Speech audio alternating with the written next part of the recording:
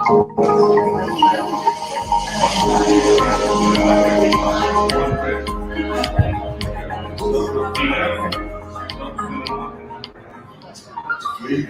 very, very good evening. Warm welcome to Dan Really Likes Wine, coming to you from one of the more unique locations we've had on the show in the 4 and a bit years so far of Dan Really Likes Wine, presented by Pick n Pay.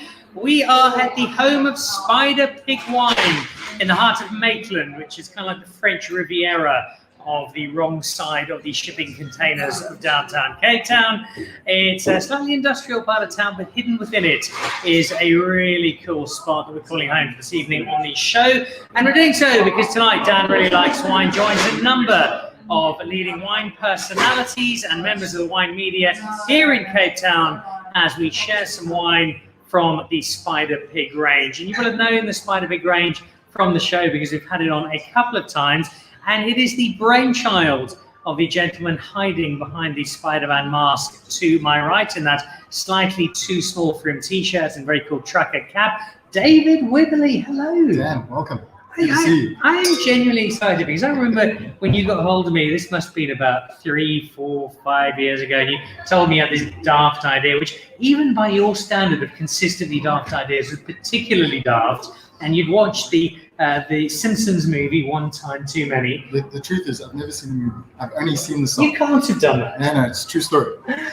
All right, because I think that it was just the song that really resonates. You know, when we go around, we speak to people, that's all they come. They go like Simpsons movie. It's like that song is like Spider Pig, Spider Pig. It's an earworm of note. It is indeed, and it's translated into what I think is a remarkable act of marketing because you've got this label. And it's enormously cool, and it could possibly be written off as being a bit gimmicky until you taste the wine, and you discover that for all this frivolity and the trucker caps and the craziness that you've worked around at the cartoonish image, you've got some proper winemakers, you've got some proper wine people, as you and your fellow Dave, your partner in the process, are, and you've created something that kind of lures people in on one hand.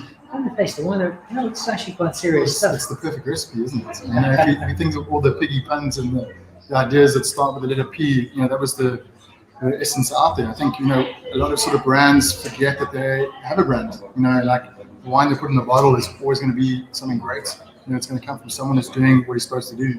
But you've got to have fun and engagement with the product you're having. And I think, you know, from my years spent in hospitality, you know, just listen to consumers and their behavior. I don't think you get any data like that with any spreadsheet or anything you get in the world. I think when you listen to what customers are asking for, we just want to have some fun, isn't it? So, you know, we play in different pools, we wear different caps, as you and I do in the wine circles. We can talk about Burgundy and water until our heart's content, but, you know, we're looking at 5% of drinkers out there that we can really engage with. So we wanted to create a product where we could stitch in a feeder brand to create some fun and pull people around in different directions. You're looking at the brand on that side, and then once you put that delicious juice down your throat, you're going, wow, these oaks know what they do. They do indeed, and you have in a very short space of time been able to achieve something quite remarkable in that you've created on one hand a very identifiable brand. I literally can't believe the number of people who know about Spider Pig, but yet at the same time you've created wine that has been taken very, very seriously. You've merged those two together. Give us, if you can, the very quick synopsis of Spider Pig starting, Spider Pig where we are today. So in the beginning, you know, I got to give credit to my partner, as I've always done. His phone call to me after some gregarious evening down in Hillmanada, he finally left a voice message saying, Dave, we got to do a wine called Spider Pig, and he forgot that he even made the phone call. And 2 weeks later, we had a meeting, and I presented these labels and saying, "Here it is." And he goes, "What? Are we doing this?" I was like, "Yeah, I thought it was a great idea." So we had some wine, and we've been sort of brokering with some friends. And again, this goes back to relationships in the communities and the wine industry. I think it's also been a recipe for our success. Is that the guys looked at us and said, "We're not quite sure what you're doing here, but we'll help you out because we like you." And that sort of thing. Oh, I hope you still like us. And we took that and put it into the bottle and just kind of sort of stitched that recipe of a relationship and an idea. So we call it a three-pronged, sort of a creative brand in terms of the marketing side of it. Maybe some great juice that's made by someone else who specializes in making wine. and then just the consumer at the end of the day as well. But yeah, it was. If you look at Spider Pig now, what we've done, I think we've kind of put in the efforts. We've set goals. We've looked at it as a proper business. We're taking it international now.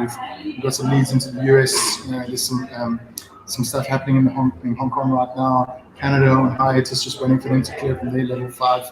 And then the UK also, just waiting for them to lift that ban on 21st of June. And then we go global. So, if you look at what we did with a few hundred bottles of wine 5 years ago to where we are now, taking the brand global, I think, we must be doing something right and having fun doing it. Let's go back to the second part of that strategy. The label's great, the consumers, it's that middle part of actually making the wine, for me, has allowed you to take that huge step.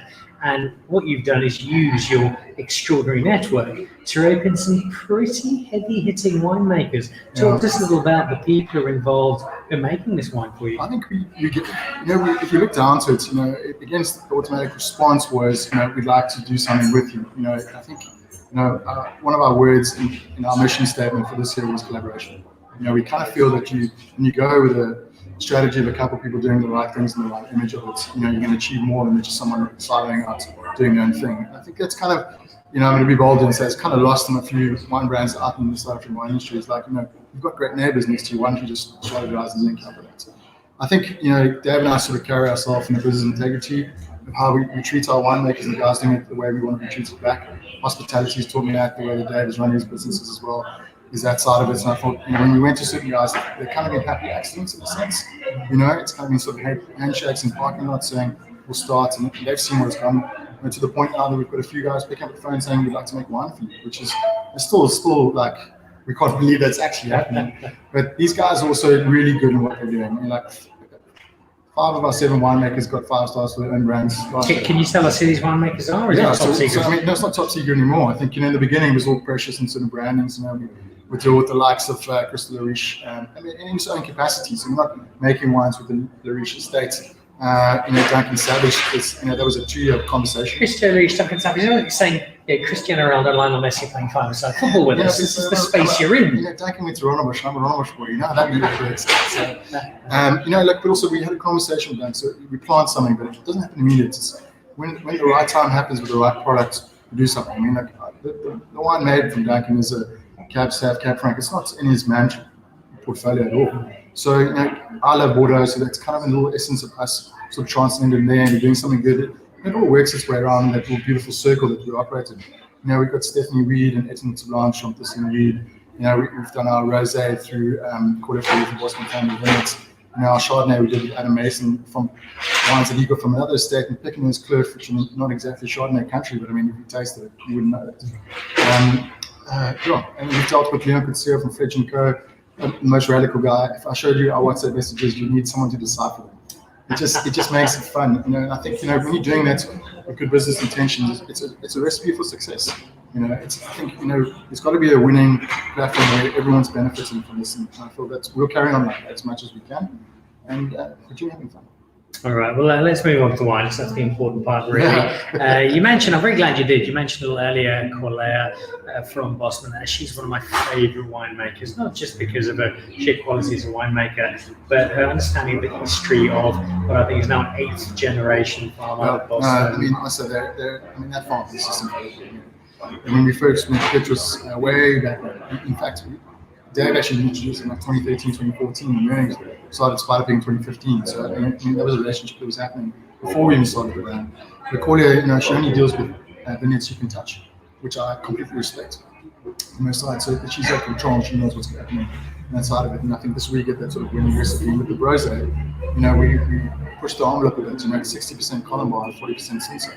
So we kind of gone into that local sort of field blend of the rosé in that sense, and what a cool name. Oh, it is, and that's exactly what we're drinking here. This is the Rosé Bro, because of course Dave went to Rondebosch, which is full of bros, and they put it together. And I think should really too tight. Only a size or two. What I love there, and I think Corlea's done it brilliantly. You've given her the opportunity to just have some fun, because your brand is so much about fun, but at the same time about quality. And she's produced something. When this as a rosé, it's full of life, it's full of energy, it's got an unexpected combination. You don't see it in this kind of combination too often, and yet she's produced something that's really, really good. I think, like in our branding, we get the opportunity to separate us from the pack, and I think it could bite you, on the foot if you really don't monitor this thing, and we don't want to separate ourselves just because we can.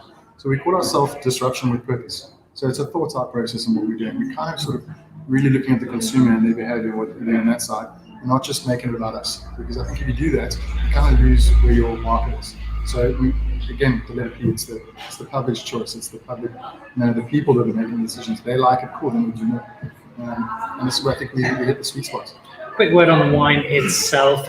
We all know that the rosé story not that long ago was hideous and sweet and pink and luminous and ghastly. When you bring it back, when you redact it a little, you have the danger of maybe losing something. This, I feel, has still got so much substance to it. It's not too sweet. It's got a subtlety. I think that's the balance, and this is where quality is great in terms of getting acidity right and balance. It is dry on that side of it. People have traveled. We're looking to try and stylistically look at wines from south of France. Why is Whispering Angel such a success story? And these are things that we bring into the conversation we have every day with our product. So while we're having fun with everyone outside, we're also looking at what's going on inside the bottle. So I don't want people to take it too seriously because it's called rosé. You can't really take it seriously. We might do a female version called frosé. Just for that community. Mizé. There's opportunities there for a suggestion box somewhere down the line. But again, you want something that you can drink a lot of. There are magnums coming out for the next vintage as well. We've actually got a Richard Scott portrait sitting up behind me that I'll get around to at some stage. We're doing a collaboration with magnums with him as well, a completely different product. But the fact that we get to chat to guys like that and do a rosé project, it just helps the sort of the side of rosé as a trend sort of move forward in South Africa in general. And I think there's some incredible products out there, really are. It's a terrific one. I really enjoyed it. We do have several ones to get through. We've got one more because we're going to send you out as our field reporter at the Pig Sty in just a moment. Before we do that, my first gig. I want to pour a second wine with you, and this one's quite important because aside from the fact that it's just a really lovely wine, there's a little bit of history, a little bit of personal taste. I can't remember the year though, but Rob Armstrong, a good mutual friend of ours, introduced our wines to you, and you did a gig. And I think I remember in that thing you actually said we were university mates, and I was just like, I thought you were like a brother to me. Exactly. And it was so good because you just started Dan Really Likes Wine, and if I could find that label right now, it was like a tank label that we tried out to try to get a little bit more gimmicky. And certain things were like, no, I didn't like that. And it came out, we're like, wow, we're on Dan Really Likes Wine. It's like we hadn't even been in business for like 3-4 months, and it's just like made it. So the Flying Pig, which we actually named the Greenwich one, was our first wine that we did. Again, we're tasting two what's on the family in this wine. This is just and it was also the reason why I called it the Flying Pig was that they say when pigs will fly, great things will happen. And this is what's happening with Spider Blue. So it's really cheesy, but it's exactly but it works. Like I remember the Plumstead wine critic Alistair Taylor talking about this wine, which I think was the first time I heard of it before, Rob. And it's a wine Grenache Cinsault, somewhat a lighter red. One that kind of got a little bit lost for a while. We didn't really give them enough time or credit. It's a European style. Like you look at South African's tradition like big reds, and then you get Pinot, which also becomes really expensive for people to really delve in and make it a hobby and a regular drinking thing. So I think with this wine, you kind of like the poor man's pig. It's like usually large in that sense that it's affordable, it's tasty, it's light, it brings it in. It's a summer red. It offers so much value in certain things when you discover it outside of it. So again, go back to what things are missing. We want to be able to put wines out there that fill gaps, help people understand things right, and just act as this sort of really great feedback. And then just go and explore. There's so much out there. It really is. Speaking about there, I'm going to send you out there in just a moment. One last thing before I do, though. The wine is, by label, a little frivolous, got that kind of hint of cartoon to it. The wine in the glass is anything but. It's serious. You've got some seriously good wine here. What does that translate to in terms of price point? So I think we look at the point where like your extra 20, 30 rand that you can spend, it just take you from that sort of category to another category quite easily. I don't want to assume that 20, 30 rand is little, but like if you think about it in terms of wine terms, it's not a lot. I mean, there's so much in that sort of like that 100 rand mark, 120 mark, just push it out into like 150 to 200. I think when you're going over 200, you kind of look at things. So it's like we said, there's name winemakers behind it. You know, they've got their own brands out there that sometimes are just unattainable to certain things. So you know, we're kind of playing that in space. It is a bit of a grey area. And probably sort of a great debate for anyone out there in that sense of saying where's affordability inside. But the benefit of the Spider Pig is that we have another label called Rock and Red, Rock and White. We're going to bring out, hopefully, a Pick and Pay. And you know, just to sort of stem it in, I think everything comes when it presents itself in our element. We've got new products coming out. Some of the stuff we see behind us is going out. We're keeping some mainstream things. We're changing around it. I think that's again goes to our brand, is that we are able to change things around and keep it fresh all the time. Whenever you see Spider Pig in certain formats, some of the more popular will stay because those are the stalwarts. We can change things when we want to because we can. The flexible pig. Dave Wibberley, thank you so much. Not just cheers, for Dan. Like really good. Pig Sty parties. Just watch this space, people. Well, this is the first of them, and I'm going to let you wander out armed with your phone. I'm going to cross back to technology allowing in the next and maybe the pig onesie because brand t-shirts too tight. All right, Dave Wibberley together with the other Dave, who'll be joining us later on the show, the co-founder of the Spider Pig range. And we're here at the Pig Sty, the first of the Spider Pig and Dan Really Likes Wine collaborations. Mr. Wibberley, I'll let you shoot yours. Thanks so much, Dan. Because we've got somebody else to join us. So thank you, Dave Wibberley. We'll be seeing him on his phone a little later. And as we say goodbye to Dave Wibberley, I'm going to be welcoming in a good friend of mine. He is the Life Vice President of the Sauvignon Blanc Association of South Africa and insists on wearing very colourful clothes whenever he appears on Dan Really Likes Wine. He's a good mate of mine, and he gets very annoyed because I wind him up all the time. But he decides whether a restaurant works or not in Johannesburg. He's come down to Cape Town for a bit of an escape. Steve, come and join me, Mr. Joburg Foodie. Dan, how are you? I'm good. Welcome. Good to see you. The side of the country. I know you. Normally it's just a market. What's it like being in a city that's got more than 2 restaurants? I have to say it's quite refreshing. Obviously, my schedule has been a bit crazy, but yeah, really great touch of last year. We're going to talk about wine in a second, and I can't wait to do that. Before we do, we spent a lot of time in Johannesburg together. We got a lot of restaurants together, and we know, and we say this very openly, that compared to Cape Town, it's a slightly more limited space. You've spent a bit of time out down in Cape Town. Has anything caught the eye? Anything in particular? You go, whoa, the Joburg really is a happy man. Yeah, and there's been plenty, as I say. I think the difference between Joburg's food scene and Cape Town's food scene is that Cape Town's food scene prioritizes food, whereas Joburg's food scene prioritizes experience. And there's nothing wrong with that. It just means that Joburg things tend to be bigger, more extravagant. It's more about the spatial and the environment than the food itself. Whereas Cape Town, I think, we've got some amazing chefs here, and it is food first, experience everywhere. But yeah, had some amazing meals, running up right behind. They opened a really good one by as well, culture that's worth taking out. As we touched upon earlier, Gate at Point Rock, and the new head chef, Jack Katia, who's Joburg, well, he's actually Zimbabwean, but he's a Must be a good guy. Yeah, exactly, right. He was at Urbanology in Joburg, and it's really cool to see him doing fine dining, kind of always learning to quite accessible to others. And yeah, I thought he did a really amazing job there. And then of course, Lita Roberts, we went for burgers on Sunday, and whoever thought we would be going to the test kitchen for burgers? And I have to say that's one of the best burgers I've ever had. Really? So, yeah. Not just saying that. No complaints there. How could it not be? Beautiful brioche bun, wagyu patty.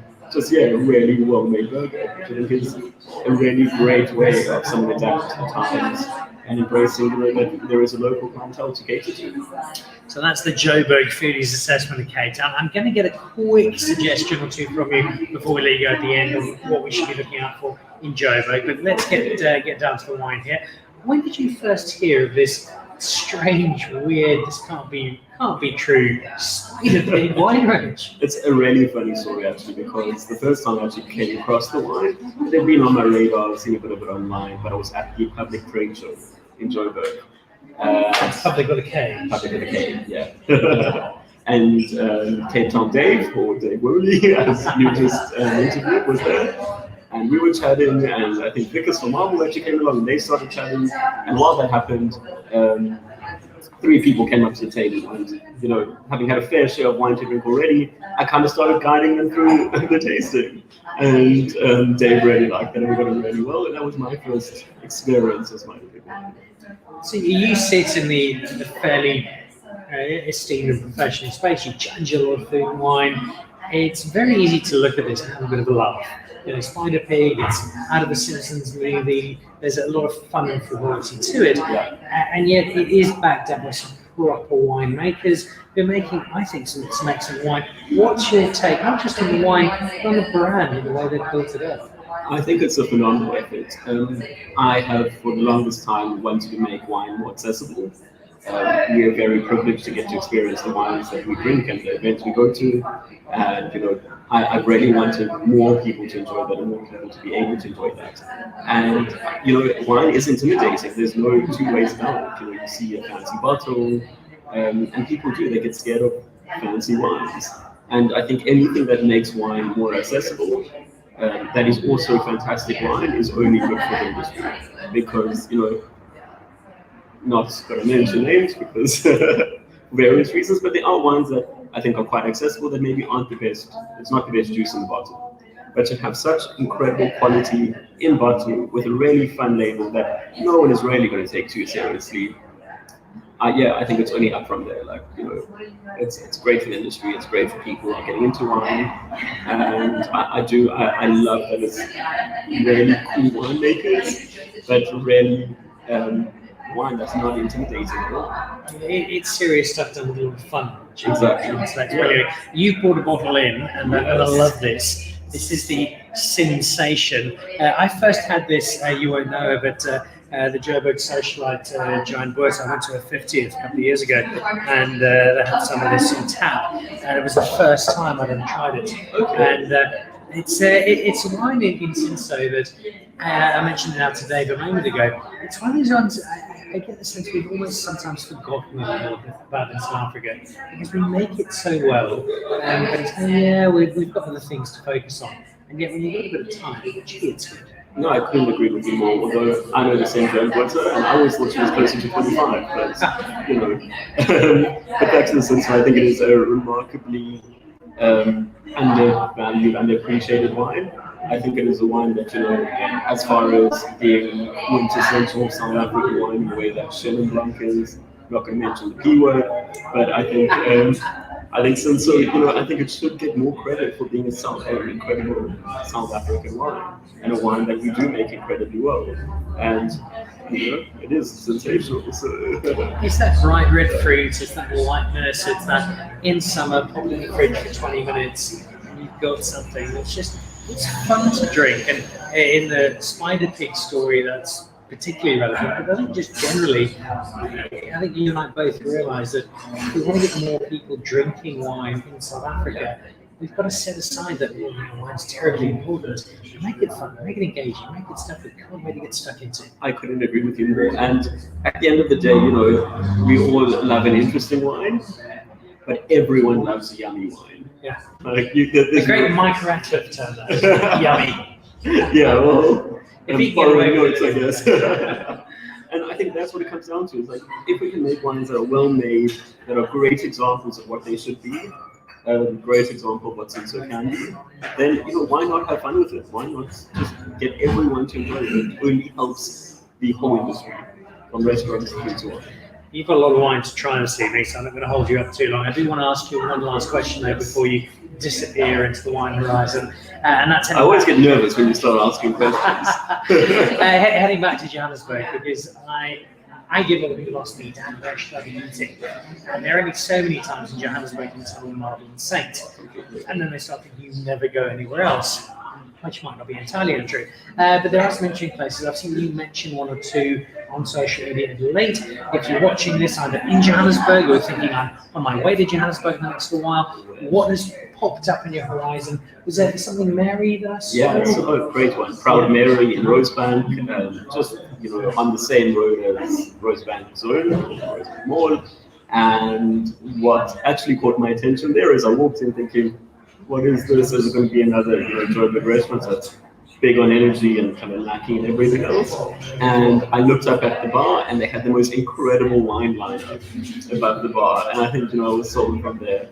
What I really love about it is they've got a seafood raw bar, so you can go for oysters, ceviche, sashimi, which that's just my type of food. And yeah, great wine selection as well. Angela's Organ from Bosman is actually curating the wine list. So yeah, some seriously cool stuff there. Ambient is now on my list. Fantastic. I'll see you there. As it's more of the Spider Pig, which I think we both agree they're doing some great stuff.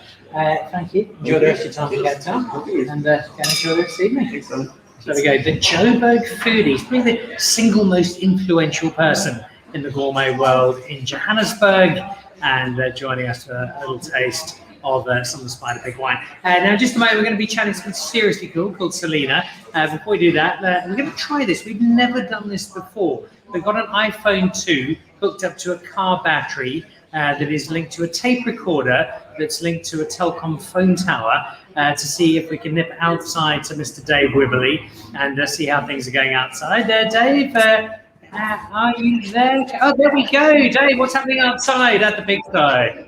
I'm just confusing my left from my right here. So just give us a little bit of introduction, because you're outside in the car park. Normally when you see wine in a car park, it's a restaurant in Johannesburg. Give us an introduction to exactly where the Pig Sty is and where you find yourself. They always said out of face for radio, so this is new for me. Yeah, so we here at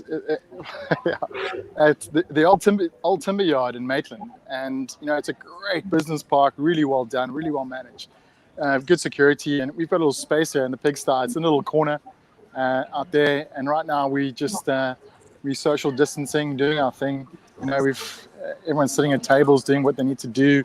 We've got table 7 here. We got my mate Craig. Okay, this is Craig from table 7. Luke and Katie, the owners of Table 7, have been great friends of ours for a year. They come doing pizza. So he's literally rolling these out fresh, right? Cooking here. So these are the facilities we've got in this great yard that have allowed us to showcase what we can do with the piggy parties and make it bespoke for as much as we can for anyone coming through here. So piggy and pizza, we just thought that'd be appropriate. And yeah, it's maintenance. It's 20 minutes from Cape Town Central. It's 20 minutes from the suburbs. It's 20 minutes from the northern suburbs. If you want it, come and get it. Well, there we go. Basically, the new Wolf Blitzer of the wine industry. That would be Dave Wibberley. We'll get back in a second. In the interim, we've got rid of Selena, who upgraded considerably because Selena Johnson, welcome. Thank you so much for joining us this evening. There might be 2 or 3 people out there somewhere in the wine universe. So again, I'm not entirely sure who Selena is. So give us a quick introduction before we jump into wine. Okay, great. My name is Selena, and on Instagram, my Instagram name is Audaciously Sells. And how I got into wine is just a passion, loving wine, trying out different types of wine, and that's how I got into it. And we're very grateful to have you in the wine industry. It's a great job in making wine accessible. I think that's so important with wine at the moment. Getting people to not feel intimidated by feeling, you know what, everybody can drink wine. That's the thing. I think when it comes to wine, don't make it too stiff, too inaccessible. It's something fun. You enjoy it. Talk about your experience as you drink the wine. So we all have, I think, our leanings, what we like about wine, what we're not so certain about. What was it for you that first got you into wine and made you think, this is something I'd like to spend a bit of time with? So for me, I think it was the experience, and I realized that where you drink the wine and who you drink it with, and the packaging is also quite important. So I remember going to a wine farm and doing a tasting, and we had fun. We were introduced to different cultivars, and just that whole experience for me was fun. And I thought I could do this every weekend, so I did. It's something I've managed to, despite my wife's misgivings, turn into what I'd like to claim as a job. Many people would claim otherwise, but it allows us to enjoy and to celebrate. It's something that you do as well. We have an enormous amount of fun with it. And what for you in terms of wine in South Africa? What's making it really fun? What's making it really exciting? So I think what's making it fun for me is that I see that in South Africa, people are trying to offer a different experience, and people are moving away just from your traditional chocolate and wine pairings, and you'll have things like flash food and wine, oysters and bubbly. You'll have an experience and where you can be blindfolded and you taste the wine and they focus on your senses. So I think it's an exciting time now in South Africa because the industry is being very creative about the experience that you can have if you go to the wine farms. And it's open and safe. I love the fact that you talk about it being exciting, because for me being here today is really exciting because we've got a brand, it kind of breaks some of the barriers. It doesn't have a picture of an old farmhouse on, it doesn't have a name that sounds slightly Dutch or slightly old. It's young, it's funky, it's cool. It's vibey. What were your first thoughts about Spider Pig when you came across the brand? So when I came across the brand, you can immediately see it's young, it's fun, it's hip, it's cool. So if I was in the supermarket, this is the type of bottle that I'll pick because I'll be very curious. And I mean, you see the little spider and you're like, what's happening there? So for me, as soon as I see that, I'll pick it because I'm curious and I want to try it and see what's happening. And then I want to taste it and see, okay, this is your label, but what is your wine saying to me? And we need to do that because we need people to be walking through the shops. Oh, that looks cool. Let me try some. Let me get engaged. Let's broaden the world of South African wine. I think I'm one of those people where a label does get me. And if it's different, I'm like, I've never tried this, so I'll pick it from the shelf and I'll definitely. All right, so you are swayed by cool labels. I'm swayed by nautical earrings. So we've each got our particular sways. Let's have a look at this particular one because you got to choose what you wanted to bring in. And this is the King Neptune Spider Pig Chenin Blanc. On Dan Really Likes Wine, we talk about Chenin Blanc a huge amount because it's doing such wonderful things for the South African wine industry. Is Chenin Blanc a grape that strikes a chord with you? So I love Chenin Blanc, but I actually, when people ask me what my favorite varietal is, I can hardly pick. But when I taste it's difficult in South Africa, isn't it? it's very hard. So good. There's so many good things. Like it's very difficult, yeah.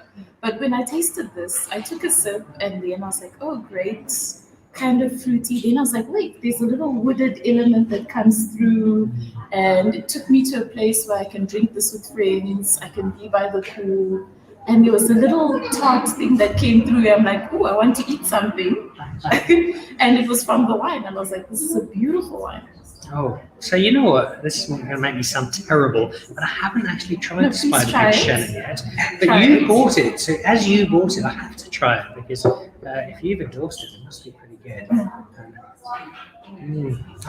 What I love about Chenin Blanc, I was talking to a chef friend of mine earlier today. It's such a multi-layered, such an expansive. It does so many things. You can have it on its own. You can have it with food. You can drink it young, drink it old. Just have a lot of fun with it, don't you? Yeah, lots of fun, and there's so many options. I mean, you could drink this by itself, like what you're saying, but this will also like pair very well with food. I mean, you could have anything. So it's up to your preference. Oh, I do. Do you taste what I'm saying? Like that little wooded element, it's like a follow through towards the end. Yeah, it is multi-layered. It's got a beautiful texture to it. And I've got no idea. It's one of the other cool things with Spider Pig is I sometimes phone Dave Woodley and say, just try this. Who made this and where's it from? Because it's lovely. I actually want to know. Probably find out it's made by like Evan Sardi, St. Trade. But it's very good. It is absolutely fantastic. South African wine at the moment, we know we're in a challenging space as a wine industry. So people like yourself are so important to get more people drinking and exploring and having a bit of fun with wine. From your perspective, in the next year or so, what do we need to do as a wine industry to try and get more people drinking and celebrating the joy? Well, I think it's just creating more opportunities, and while you can't have events all the time in person, I think we can celebrate specific wine days, we can have nice pairings, and I think it's a combination of virtual events and events where you actually go to the wine farm. So I think we need to be creative and try and reach out to people and just make it comfortable and focus on educating people, but don't make it boring. Not boring. I think you'll find Dan Really Likes Wine tries to avoid that. The Spider Pig team definitely trying to They're avoid amazing. Like it's fun, it's funky, it's hip, it's relatable. So if you pick this on the shelf, you're not going to feel shy and have to pronounce. You know, some people won't buy things which they can't pronounce. That would rule me out of the lot. They'll leave it alone. They'll be like, but I mean, this is nice and accessible, and it's really good quality. It certainly is. You've got a lot more wine to taste. I'll leave you in just a second. Before I do, before you can disappear back, just remind everybody if you want to follow you, engage with you, what you do in the wine world. Okay, so in the wine world, my Instagram name is Audaciously South, so it's audaciously_South, and my focus is wine, lifestyle, all things fun. So basically, I try and do something every weekend to de-stress from work, and usually it's a wine party. I mean, I'm in Cape Town, I'll never move, so there's a lot for us to explore. Exactly. Well, people say move to Joburg, wave. I'm like, no, guys, I'm happy. I live in Joburg and I watch your Instagram feed obviously, so I know Thank you're in a you. good You place. should move to Cape Town. Be back. I might not have it. Selena, thank you so much. Thank Really you so appreciate much. it. There's a lot of wine still to try. Yes, Do I'm still enjoy going it. to have more, but you can see the Shannon, beautiful wine. It is indeed. So while Selena and I just finish off this bottle of Shannon and maybe one more, let's go back out to the beautifully architecturally designed car park and see if Dave Wibberley is there to catch up with it. Mr. Wibberley, can you hear us? Having fun, and we are talking with Stuart That's it. And Eliska. and Eliska. So there we go. And they're in the entertainment industry, and they basically said they're being entertained. We are very much being entertained. Thank you. Yeah, they're very much entertained. How entertained? That's how entertained. The glasses are empty. And it's the fourth glass. So I think that was because I was talking so much they had to drink. Well, they couldn't get a word in. Exactly. yeah. I'm ready for my But, coffee. He does speak. He Enjoy speaks a lot. Yeah, sorry, We've got Dan. competition But there. but the thing is, what I like about this team is that they're a two-man team, just like myself and my partner, Dave and Dave. You know, it's just like, you know, when you get two guys doing great things together, or two people, should we say, doing great things together, you can achieve a lot of things. You can be agile. You can be agile. agile. Yeah, you got to be. You That's can it, sir. pivot. It's focus. Tomorrow you can decide. MCC. Round. Well, we are doing MCC. Yeah, it's coming. We're calling it respect. I like. It's awesome. It's awesome. You really don't realise this, Dave, but Stuart and Elizabeth are the third most famous Thank you, couple Dave. of the week. Wealth of Who? information. Never heard of it. Within the what magazine? What? You're surrounded by royalty there, so keep enjoying them, keep looking after them. We're going to cut back because we're going to say goodbye to one Dave and hello I might need to to come another. inside to watch this interview. All right, so our resident lumberjack is here, and this is the serious part because it's something that I always feel a little sad for you about Other Dave, because people keep thinking of you as Other Dave when it comes to Spider Pig, because the guy who knows nothing about wine, he is a fashion debacle, and I think he is, I don't know, 9 something provinces, 7 of them is bankrupted. He's not actually allowed to travel because his passport was confiscated, and yet he's part of this supposedly great wine institution, and it's all because of you. Well, you see, I didn't need to say anything. Interview over. Look, welcome. And look, we had a great chat with Yvonne Dave Wibberley, the lesser Dave a little earlier. We got his introduction. Just give us your recap of the birth, the growth, the emergence of the Spider Pig brand. Well, I did hear him saying exactly how it happened, and that is pretty much down to a T, me phoning him on the way back from a rather big evening of luscious libations, mentioning that we've been singing Spider Pig song the whole evening, so I thought it would be a great idea for a wine brand, and then I didn't know that he would actually take it seriously, and then all of a sudden he was like, yeah, we've got a meeting with the printers. I was like, for what? It was like, for our wine brand that we came up with that we're going to do together. I was like, okay, cool. And then And here we are today. I mean, that was what 5 years ago. All of a sudden, like it's a proper brand with real wine. I mean, our first wine was made by Pete Allen, but he was like, this is just going to be a little thing on the side. And then we've moved on to 7 different winemakers. We now have wines made from pretty much all the appellations in the South African wine industry, which is lovely. And our new wines are getting made by John Smith and Dempsey, which is very cool as well. So It's very cool. Yeah. You basically got the single hottest winemaker on the planet making a wine, which leads to the question I wanted to ask. When you started, I've got no doubt it was pulling in some favours. You've been in the wine definitely. industry. Is it a space now where you kind of go, guys, can I make some spider pig for you? Would that be all right? There are a few guys that have asked if they could make for us, or if they've got extra wine that we could then see what we could do with. We try and get involved with the winemaking as much as possible, but I mean, I run another company in public as well, so it doesn't leave me a hell of a lot of time doing it sales and trying to get involved with the wine styles here. But I mean, it is cool that when I know John Smith recently moved over to public, and he was like, Dad, I would like to try some of the spider pig wines. I'd like to try all of them. So we gave him, and he was like, I've got a different avenue for a few wines for you. He was like, you want to make us some wine? He's like, got to. So next we're getting samples made, we go through, helping out. It's just a weird thing that happened where I thought it was just going to be, I mean, it still is very fun. I mean, when you look at the label, it's fun, but the wine in the bottle is very serious. It's fun, but John Smith making your wine. That is a thunderous endorsement of Well, what we'll you're see on doing. the next, he's making his 3 wines. I think the next 3 come out, we'll probably release them end of this year. Well, depending on when he lets us have them. I will buy them all. I will buy them all. So to anyone else, they're mine. Yeah, we've got a syrup from Swap that he's making for us in our new Rhone, because all pigs like to Rhone. They do He's indeed. making us our Rhone blend, and then there's a secret one that he's making for us as well that I can't divulge yet, because otherwise the other day he also he's driving, so a little bit suspect if we got that up.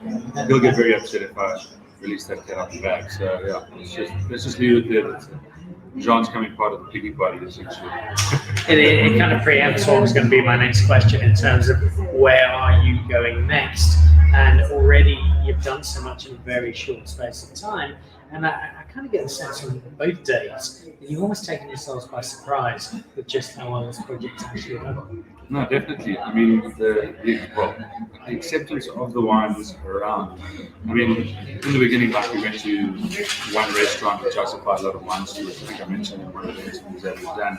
Went over to the Codfather with some of the common wine and was like, cool, I'll buy some. So I was like, how much do you want? How much did you make? He was like, I made 200 bottles. I go, cool, I'll take 200 bottles. So I was like, well, it's kind of like parents and all their friends and stuff. So he bought the large chunk of the first one and said, please go make some wine because I love the brand. So we were like, okay, and then we started with the Grenache and the Rosé. The Rosé just basically took off. We had a palette made and I was basically shooting bricks, excuse my French, and I was like, I don't want to do it with the palette of Rosé because yes, I love to drink, but the palette of Rosé is a lot. And now we're making 18 pallets of Rosé, and it's just, I don't know, people really enjoy it. It's just because it's a fun label, the wine is serious, but it's nice. I love a glass of rosé. It really calls rosé. I mean, when I've been drinking it today, it was like, wow. How many of you you've struck that palette between seriously cool naming and seriously cool wine, and it's a great sense. And we're going to wrap that up in terms of what we're doing today with this superhero wine of yours. And this, I remember Mr. Wiggly delivered a bottle to my cellar up in Johannesburg. Very nice. I looked at next to yourself, it's going to be undrinkable. What's he done now? And then I drank it, and I had one, so I put my wife a glass, and then she drank the rest of the bottle in about 12 minutes. We sent the rest of the palette to your door. So introduce us to the superhero of the big range. Superhero, Black Pig. Black Pig, this is our second vintage of the Black Pig. This is a Cinsault cab. This is the 2019 that we're drinking now, or tasting, or drinking. It's predominantly Cinsault, with old vine Cinsault with a little bit of Cabernet. It's made by Christo Lariche from Lariche Wine. So He doesn't really know how to I mean, make wine. I mean, he doesn't really ring a bell in the wine industry. I he's a rad dude and he likes to surf. And, well, not that I surf, but anyway. Yeah, So this is I big mean, surfing. This is like saying, yeah, well, Kelly Slater helped us with our surfing. Exactly. So I mean, this is one of the wines that him and Dave were on the Cabernet board when he worked at Oldenburg, and he had a connection. He said, Dave, well, why don't we ask him to make the wine? And he was like, this is perfect. We'd love to. So, I mean, I think we made 1,200 bottles of the 18, and the 2019, I think we doubled production. It's always going to be predominantly Cinsault with lesser cab. It's more of the old school look at what South African wine was. Which is coming back. We're seeing in a big way. I mean, at Mason, we had the old school, Raised by Wolves. Obviously, we've got the Mullineers making theirs. It's like, it's just a lovely wine. It's very approachable at a younger age. And yeah, the reason we called it Black Pig is because obviously not all pigs are pink. I mean, it's a very standard name. It's a naming process that we put a lot of thought into.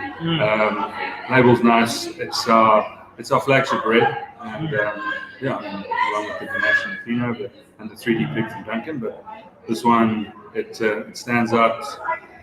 I don't know. For me, I tend to like a lighter style red.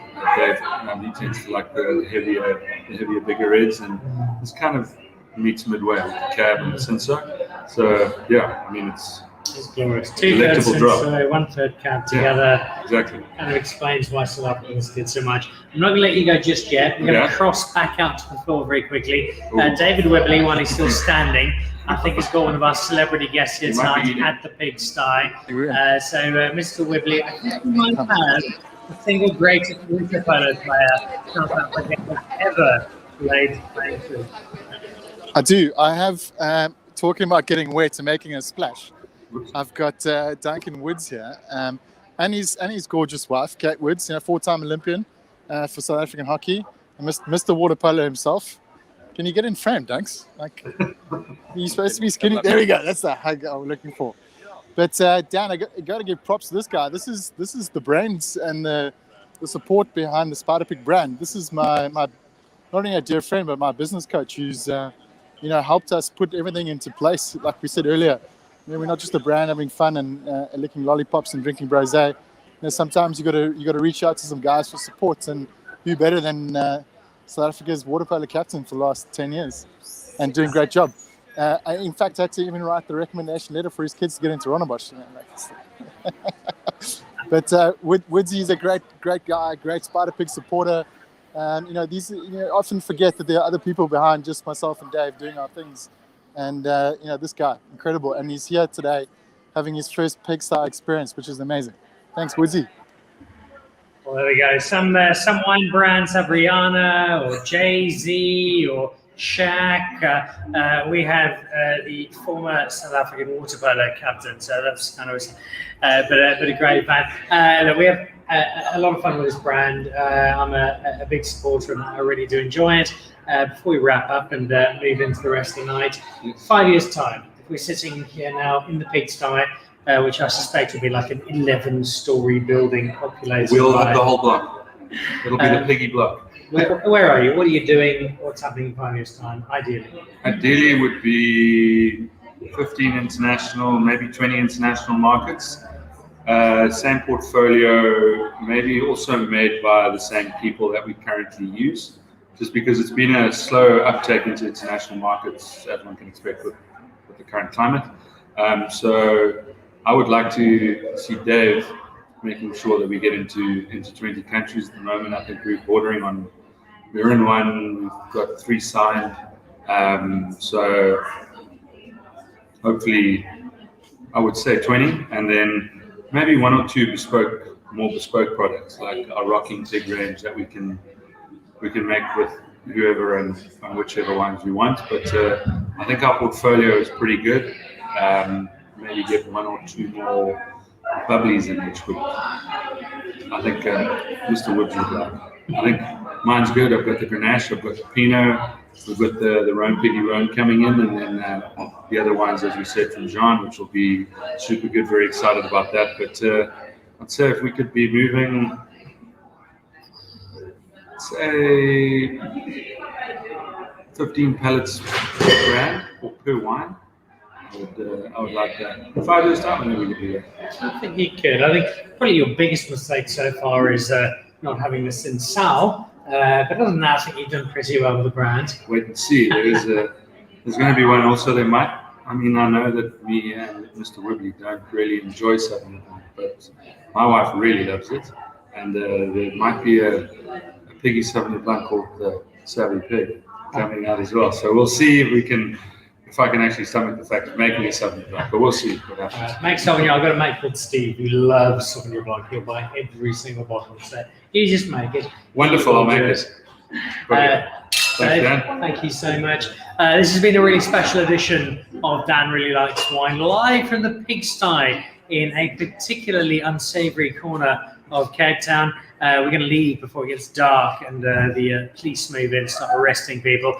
But what it has been is the opportunity to meet some cool people, to try some fantastic wine, and to celebrate what for me is something so important about South African wine, making it accessible, making it fun, not compromising on the quality, but still producing something that people can drink, can try, can experiment and say, you know what, that's pretty damn awesome. And that really is the hallmark of the wines here at the Pig Sty, home of Spider Pig. We're going to call it a night. Remember to join us next Monday, where together with David Higgs, chef extraordinaire, we join the teams from La Riche, from NEL's Wines, from Canoncop, from Delagrave, and from Stark Conde to compare the 15 and the 17 vintages, which is best. That comes up next week, and currently sitting online, if you haven't seen it already, a trip back in time as we look at a vintage selection of the Constantia Glen Sauvignon Blanc Semillon Blend, the 2, which really is an exceptional wine. For now, we've got a big night ahead of us, celebrating some wonderful wine with some terrific people. Thanks to all of you